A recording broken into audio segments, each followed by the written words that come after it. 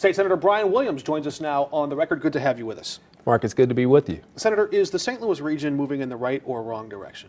Well, I don't think it's a question about whether or not it's moving in the right or wrong direction. It's about whether or not we have leadership that has the vision to take us to the next century. But right now, are we moving in the right or wrong direction with the leadership we have today? Well, I think there are some challenging issues, and I think St. Louis should tell its story better, and I think that plays a big role into leadership.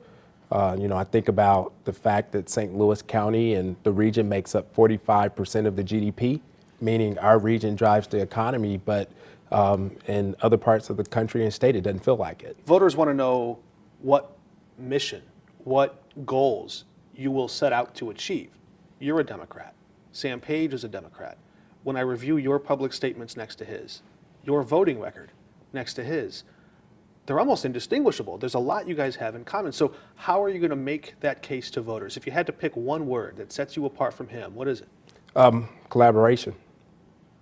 My ability to collaborate. I brought people together from various backgrounds. I've done it in Jefferson City, which is one of the toughest governments to navigate in the minority party, to bring over $100 million back to our region, whether it's advocating for a public safety facility, the demolition of Jamestown Mall, an engineering program for the University of Missouri St. Louis. Those things have created a distinction, not only for me as a Democrat in the minority party in Jeff City, but my ability to work with people, but also bring members of the council to the table to get some of these projects done.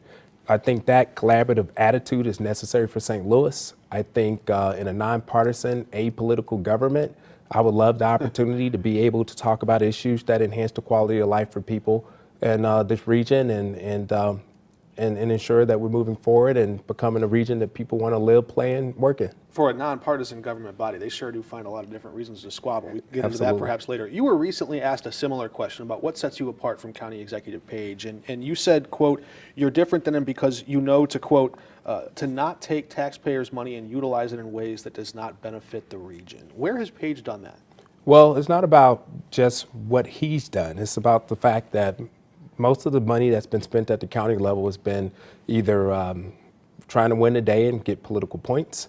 There's either been how can we sue each other? I mean, there's been countless lawsuits that we've seen because of mismanagement of the county. And again, this isn't about the executive. This is about running an efficient government that operates day to day, that's providing services and make people feel that they're close to government. Are you referring to Prop B when you said, because they used Rams money, both to put that question on the ballot and then to try to campaign against it? Well, I think that's one example. And again, even with Proposition B, it was a symptom of the dysfunction. How'd you vote on that, by the way? Well, I don't think that departments' heads should be ever under scrutiny of a council.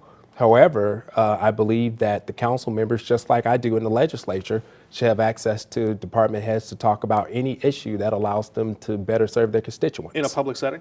In a public, private, meeting room, whatever's necessary. I'm going to put a finer point on that question. If you were Yeah. county executive, would you require your agency heads to testify in public before the county council?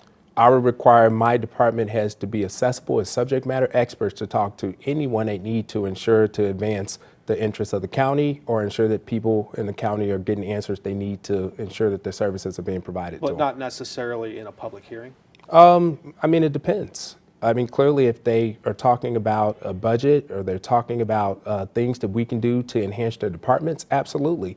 To be in front of a panel of people to be treated in an unfair way, probably not. But again, I don't think that there's any issue in the county that we can't come together and have department heads that are willing to be in front of people and talk about what they're doing great. And I think it's my job as the executive to hire the best and the brightest people that can do that and lead our county forward. Interesting. Name one decision Sam Page has made that you would make differently. I don't know if it's about a decision that Sam Page has made. I think it's simply about my record and my accomplishments. I can tell you decisions I've made that I think is going to be able to help the county go forward.